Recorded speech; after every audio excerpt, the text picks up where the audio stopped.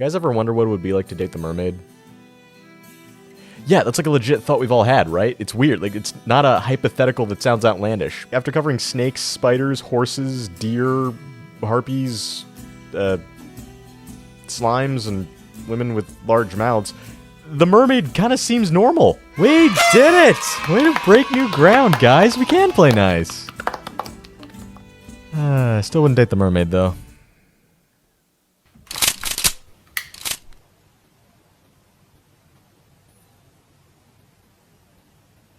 Ah, crap. Alright, look. I was always, we'll say 95% sure that my soulmate was going to be somewhere on good old-fashioned solid Earth. Like, imagine Earth, right? Anywhere on the green, that's where I believe my soulmate was going to be. About maybe 4% donated to whether or not Lemon Vader is a thing, and then 1% towards the Moss Hero project. But I never imagined that my soulmate would come from the ocean. The stuff that everybody keeps telling me is a bad idea to drink because it's slightly salty. I don't think my soulmate is in there. Alright, I guess maybe if I was to play devil's advocate, I could say it's like a dating website, right? What happens if you run out of matches in a particular radius? You expand the radius, you expand the perimeter to see if there's any more in your area. So, if you can't find anybody on the 30% of landmass that we can walk on, it's only logical to assume that she's probably going to be somewhere in the 70% that we haven't searched yet, right? No, not really. But as enticing and romantic as that would be, me and other land dwellers would have the same problem when it comes to dating a mermaid, or merman if you're into that sort of thing. We were not built for it. Hi, welcome. If you're new to the series, run. Keep your sanity. Just go. Just leave. Get out of here. Go. I take the finest feminine cryptids that this world has to offer, and I tell you whether or not it's a good idea to date them. Usually, probably not. I start by giving you the history of the monster girl demi-human in question. I then follow it up with their abilities. I tell you what they can do, and then I tell you what I think would happen if we were to have them exist in our world. So in this case, what would happen if mermaids got introduced to our society? I'll give you my theory and input as to what we might do. And then I'll give you my personal thoughts as to whether or not I would date the mermaid, and as much of a front as I have put on, I gotta say, I don't hate her. I think that they're really cute. But given what I have learned, I just don't think it's a good idea, and we will get to that. And as always, I am not a comprehensive researcher. Do not treat me as fact. Whatever I say here, I could possibly be wrong about it, so don't uphold my knowledge as like the end-all be-all. I do encourage you to do your own research, because if I am wrong, you can tell me about it in the comments. To which I will respond with, Boulder Dash, you can't fix fins. The mermaid as we know it has been around for thousands of years. Mermaids are usually characterized as the upper half of a human and the lower half of a fish. There is a type of mermaid that's like a fish head and then human legs, and I forget what it's called. I think that's called the ribazek. I don't know. I know that some people like that, so there's your 2 cents. So already, mermaid, top-tier character design. But depending on the culture that you research, they could have various accessories isn't the right word. They could have various other features, depending on what you look into. Some mermaids are unnaturally slim because of all the swimming they have to do underwater. Some mermaids are said to have scales that are all over their body because it helps regulate the temperature while they're underwater. Other stories suggests that they have webbing on their hands to help out with swimming, or even pointy ear fins on their heads. I can't BS my way out of that one. I don't know what those are for, but they look cute, and I think that Marrow rocks those. Mermaids had initially started out as being godlike figures that were just on an individual basis. There was only ever one mermaid in an entire civilization, up until it was introduced to the Greeks and Romans, to which they kind of just turned the mermaid into a whole civilization, like a whole tribe that lives under the water. And these tribes have a very large interest in surface dwellers. I keep calling us surface dwellers. They have a large interest in humanity and the things that we do. So luckily to help out with that, some of them are capable of breathing on land, and some mermaids even have the power to transform their tails just at will, so that way they can have legs to walk with us and interact with us on land. And guess what happens when they're able to interact with humans? They get close. Very close. Close enough to hold hands, unprotected and premaritally. So, my description of mermaids so far has been overwhelmingly positive, right? They're curious about humans, they want to get to know us better, and I'm sure that a lot of people want to get to know them. But that's not all they are, and this is where things are going to get a little foggy. Depending on the culture that you research, because every culture seems to have copied the same homework and has their own version of a mermaid, these mermaids can either be super happy, curious, docile, and will willingly marry you. And then you have other cultures that see mermaids as bad luck, bringers of horrible omens, and will drown you if they get the chance. When I was going into the research of mermaids, I was expecting to see something out of the fourth Pirates of the Caribbean movie, like the ones where they have lassos and they grab people and they drag them to the bottom of the ocean to drown them maliciously and maybe even cannibalize them. But that's not what I found. I even tried looking into the specifics to see if I could find any cannibalistic and or violent mermaids, and sure enough, I couldn't really find anything like that. It seems like a violent mermaid is just something that we came up with in recent memory just to get our sick kicks. That isn't to say that they don't exist, because there are some versions that do. I found a Slavic mermaid, a name that I forget what they were called, but their sole intention is to drown people because they are the spirits of women who were violently drowned themselves. So they just exist on our realm to try to remove as many of us as possible. What happens in these legends, and a lot of them are in Europe, so I'll just say the European version of a mermaid, they will try to lure you with their feminine charm and beauty. And in European culture, for the most part, these mermaids are meant to be symbols of bad luck. You shouldn't go near them because, like, God forbid you're a sailor on a ship and you see a mermaid, that means that ship's gonna sink. Or if you see one just on the rocks, storm's coming, so you better board everything up. There are some cases where if you get a kiss from a mermaid, it's supposed to be good luck, but the majority seems to be they are bad. And mostly because if you go near them, they will try to grab at you and pull you under the water to show you what their world is like. To show you their world. I would like to apologize for my behavior. I will try not to do it again. The more I read about it, these stories of mermaids that were very curious in nature, but also were dangerous because they would pull you under, to me, putting two and two together, it seemed like these creatures were just interested in us and they wanted to return the favor.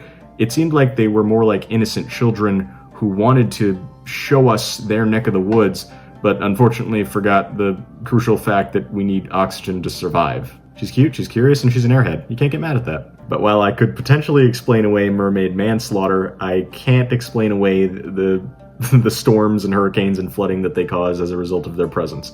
At least according to legend, so they're on their own for that one. Doing my best to paint a bigger picture here, it seems that mermaids, to begin with, and up to the modern day, have given themselves a reputation for causing trouble without even knowing that they're doing it. And civilizations seem to uphold that reputation by treating them as something dangerous or ominous that carries bad luck and misfortune if you happen to so much as look at one. So future generations would either be told, hey, you see that mermaid over there? She's dangerous, don't go near her. Or, hey, you see that magical merwoman over there? She has magic powers. Be respectful, don't go near her. So that's just about how society views them. I suppose you could chalk it up to, boy, that sounds like a really tough existence. But where exactly did that existence come from? As I mentioned before, the mermaid has been around for thousands of years, and the earliest record that we have of a mermaid comes from Assyria back in 1000 BC. The story is about a goddess referred to as, and I am going to butcher this, I apologize, Atargatis. Atargatis is lonely.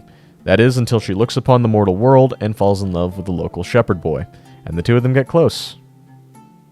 Very close. Close enough to have a kid close. This next part varies depending on what you believe, and I promise I am not making this up, but she then jumps into the water to try to off herself, either from the shame of falling in love with and having a child with a mortal, or killing him through the divine lovemaking process. If that is true, that had to have been the best feeling in the world. I like to think that there was a moment of clarity, that there was a moment where he knew he could have backed out. He could have just left. He didn't have to keep going. But the thought of releasing, just in the process of being with a literal god was just too good a feeling to pass up. And so, his mind having been made up, he releases his grip and gives himself to Atargatis. To which, when she looks down horrified that he didn't survive, she jumps into the water, and unfortunately, because she is a god, she can't die quite that easily. So, her body acclimates to the water around her, giving her gills and a tail, and as far as history is concerned, becomes the world's first mermaid. As I mentioned before, back in the ancient civilization days, like back in the time of Atargatis, these mermaids were viewed more as gods rather than being a whole an entire species of creature. More so along the lines, I view it as like legendary Pokemon, where they were rare and all the power was under one divine being. Once the Greeks and Romans got involved, they kept a lot of the stories of individual mermaid gods, but also turned them into a civilization that lives under the water. And one such civilization that they created were a group of creatures referred to as sirens. Sirens, they really deserve their own video, and I will cover that at some point. Don't worry, you'll get yours, Monarch. But these sirens, I don't really consider them to be the same as mermaids, because if I remember correctly, they started off with a different type of body. I think they were more bird-like to begin with, having talons and feathers. And then they slowly transitioned into being sea creatures that were more fierce-looking. So they had sharper-looking fins, sharp nails, and angrier-looking eyes. I just think that they're different creatures. So that's something that mermaids could have branched off of, and there you have it, another origin story. Another story that I saw that was similar to Atargatis isn't so much an origin story, so much as it's an origin of a single mermaid that likes to cause havoc in the Aegean Sea, referred to as Thessalonike. Thessalonike was the sister of Alexander the Great. It's said that during one of Alexander's escapades, he came across a flask that contained water from the Fountain of Immortality, and he decides to wash his sister's hair with it. As the years went on, his sister, Thessalonike, appeared not to age, and after he had passed away, Thessalonike became stricken with grief, and so she tries to off herself in the same way as Atargatis and throws herself into the water. But, much like Atargatis, her immortal body acclimates to the water, and she gets a pair of gills and fishtail, and just starts living her new life as a mermaid. But here's the kicker. It's said that for centuries after the fact, she roamed the Aegean Sea and asked sailors who were just who were unfortunate enough to cross her path as to whether or not her brother was still alive. If the sailors said that, yeah, Alexander's still alive, he's fine, he's chilling out on shore, we were about to go see him now, she'll let him go. Like, she'll just let them be on their merry way. But if the sailors told her the truth, that Alexander had been dead for centuries, she would turn into a giant monster and drag the boat to the bottom of the ocean. The two of them must have had Orimo levels of brother-sister bonding for her to feel so strongly years after the fact to live on with the delusion that he's still alive, but all things considered, she just has to let him go. Again, not so much an origin story for mermaids, but one that I found funny, so you're welcome. If you're looking for a more scientific origin story to the mermaid, then you can look no further than the aquatic ape theory. A big proponent of this, I'm not sure if he's the one who coined it, but a Greek philosopher named Anaximander, I hope I'm pronouncing that right, existed around 600 BC and was very much interested in the origins of mankind, and he believed he might have found it when he thought of the idea that mankind originated from the ocean, but more specifically from creatures that resembled humans, mermaids. He essentially thought that mermaids were the missing link between humans who walked on land and the fish that live in the sea, and so that's a theory that exists today. To me, it just reminds me of the fact that if I wanted to be a mermaid, or merman, I guess, I'm 4 million years too late. That decision was made way before my time, and I can't go back to it. I can't change teams this late in the game. The aquatic ape theory might not be something that many people believe in, but it does sort of classify how a lot of the ancient cultures thought mermaids originated.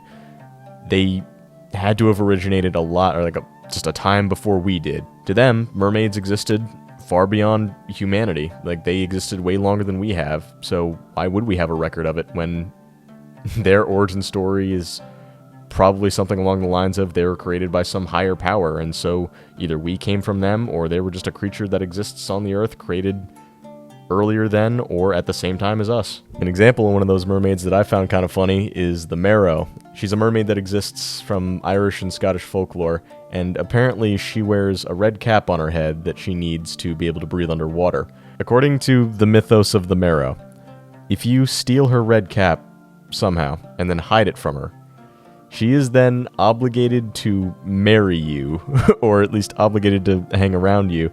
Heck, you might even have some kids in the meantime, until she finds that red cap. And if she does manage to find it, she is then able to leave said obligation and return to the ocean from which she came, leaving you and your half-blooded merman children behind to fend for yourself however you can. There's a mermaid from Africa that I believe is called the Mami Wada, who is supposed to be a being of fertility and spirit of the water. So I believe she's supposed to control the way that the water works and brings goodwill, but is one of those, you need to respect this creature, don't go near her, that's disrespectful. And as far east as Japan, you have a mermaid that's referred to as the Ningyo, or Ningyo, I'm not sure how it's pronounced, but it's a creature that looks absolutely hideous, nothing like any of the mermaids that I've seen in my research thus far, where apparently if it's washed up on shore, you immediately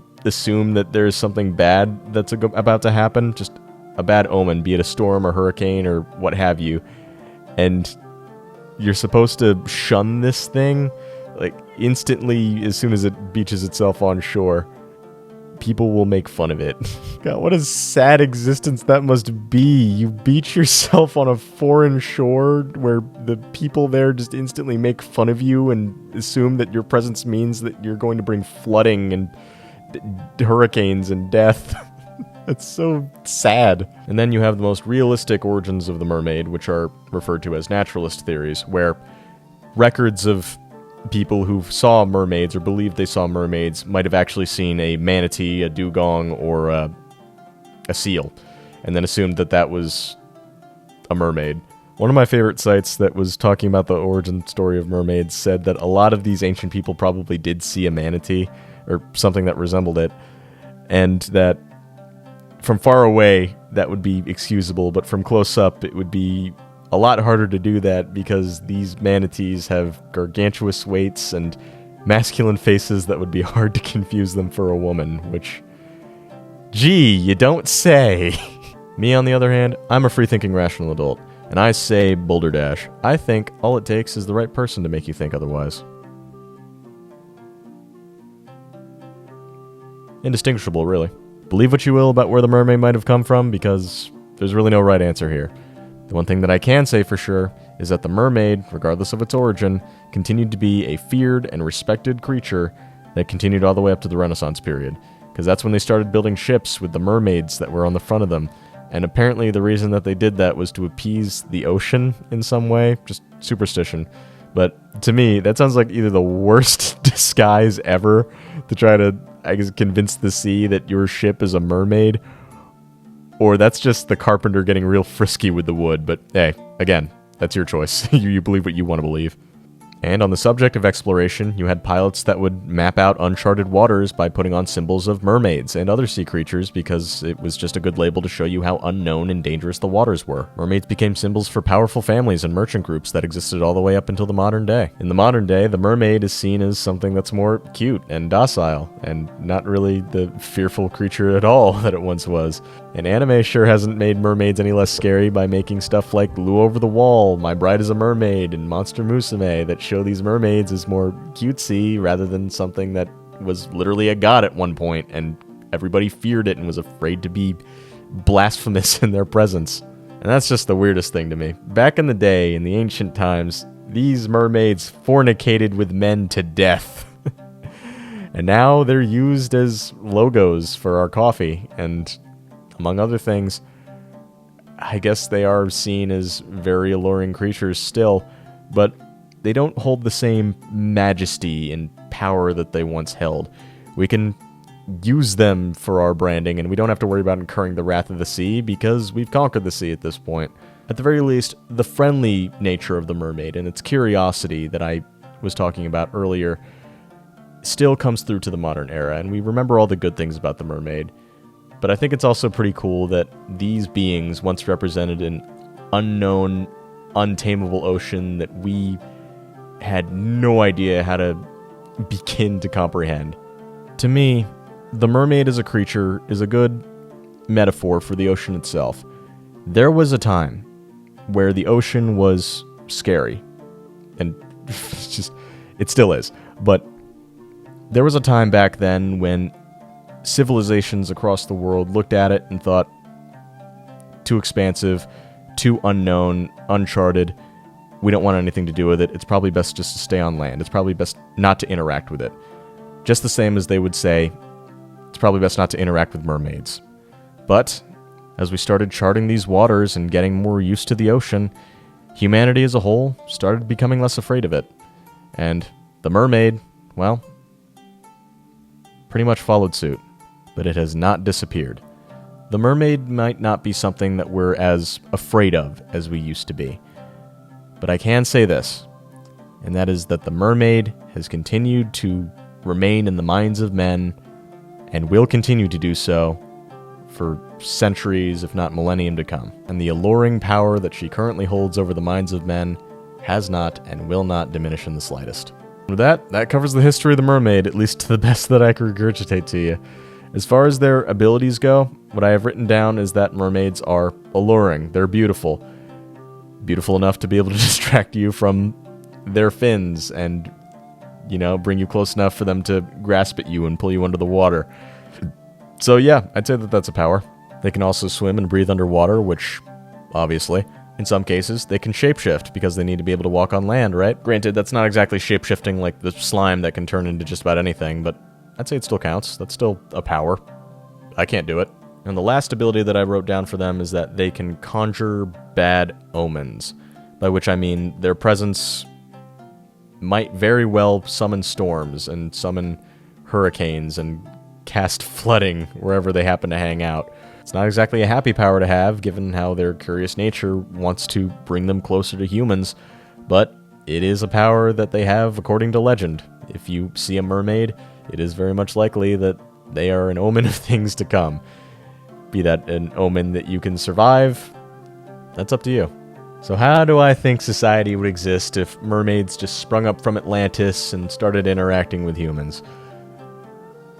I don't think it would be fun for the mermaids. I think that humans would be just fine with it. Like, mermaids have just been in our culture for years, so I imagine that if they did suddenly start existing, it would kind of be like how I view aliens existing would come out. People would be like, we knew it all along. Oh well, back to our normal everyday programming. As far as from the mermaid's point of view, just think of all the stuff that's not really mermaid accessible. Now, okay, if they can shapeshift and they can give themselves legs, it would be a lot easier on them. In a worst case scenario, people just might start using them as scapegoats to blame them for the tiniest thing, like Dinkelberg from Fairly Odd Parents. Just, oh no, I ran out of toilet paper? Damn you, mermaids! Not again! Worse yet, let's say we're dealing with the Monster Musume version of the mermaid, right? Those are the ones that can't transform. They're the ones that can't have legs. Those are the ones that you have to push around in a wheelchair. Roller coasters, for one, you can't really do that. Mini golf dates, can't do that either. Anywhere with cobblestone roads and rough terrain, that's going to be really hard. Despite a mermaid's curiosity, over time, I'm sure they might just prefer to stay home rather than to shack up in a world that was made for legs. But hey, maybe you could be the boyfriend that puts on the pants and shows her a good time. Because she can't do that. I just thought of another one. She'll never feel the sweet joy of wearing sweatpants. As far as rules and government sanctions, I think what would happen is world governments are just going to increase security on the shoreline, or just around any body of water where mermaids are suspected to be. Not so much to protect the mermaids, I don't think, although it'd be great if they kept trash from falling into the ocean. That'd be a huge plus. I think it would mostly just be to keep Shotos from getting pulled out to sea by the attractive water people. I'm not sure as to how strong a mermaid body would be and how deep into the ocean they could go, but I'm sure that a lot of science centers might actually come into contact with them and actually hire them to do a lot of studies, which could prove as a net good for the world. So that's something.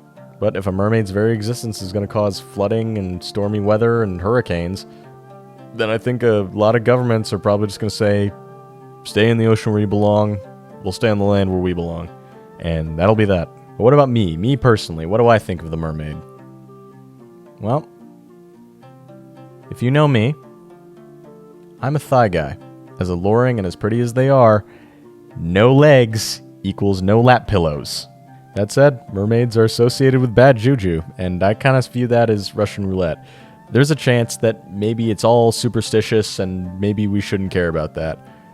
But, much like in a game of Russian roulette, all it takes is one bullet in that gun to be able to end it. And the best way to play this game is probably not to play in the first place. That being said, if I was offered the chance to date a mermaid, I'm still taking it. Hey, just because I'm telling you not to make bad decisions doesn't mean I can't make bad decisions. Miru's just too cute to pass up, from her ears to those little extra fins that she has for legs, which, yeah, I might not be using them as a pillow, but hey, you know, good cuddle material. And hey, if I had a partner that was like her, sea levels were going to rise anyway. That said, if that 0.01% chance that I end up with a mermaid happens, I am curious about something that I better bring up with you guys, because I don't think I should bring it up with her. Is it racist to take her on a date to the aquarium? At the very least, it's kind of weird, right? Like, it would be like taking a regular human girl to a human zoo. At least that's what I think. But mermaids eat fish. Or at least I'm sure that there's a hierarchy out there where it's just like, oh yeah, you know, those fish, we're more evolved than them, so it's fine. Maybe she's racist towards other sea creatures. I'm not sure. I don't know if it's a good idea or not, so I'd very much like your input on that. Mermaids eat fish, so I don't think I need to stop eating seafood, which, no way in hell am I going to stop doing that. It is just too delicious. Oh my god, if I have to bridal carry her from room to room, that would be so cute. Oh my god, I'm starting to talk myself into the idea. I don't recommend it, but it's just the little things. I can't help myself. But that should be everything that I have on the mermaid. I'm not sure how long the information portion is going to be, but I really hope I did a justice on it, because the mermaid is just that bizarre creature where literally they come in more varieties than there are colors in a Skittles bag. There are just so many different types of mermaids, and I think that you could really make a video on some of them that I already mentioned, but I tried to fit them in as best as I can, and anything that I left out, I could probably make a video on at some point. I also wanted to thank you guys for the way the Slipmouth Woman video turned out, because holy heck, she's beating centaurs and slime girls. I did not expect her to be that popular. She's not really that big, I don't think. At least, I didn't think so until thousands of you turned up, and then hundreds of you in the comments said, yeah, right, doesn't matter what you say, I am still going to date that woman because she is cute. How are you going to do that? She's going to cut you. How on earth, what, is the power of love? Or is the power of love going to stop scissors from cutting your cheeks open? I realized my gator was off for that last hour. Sorry, I went off to watch a show and take a break from recording.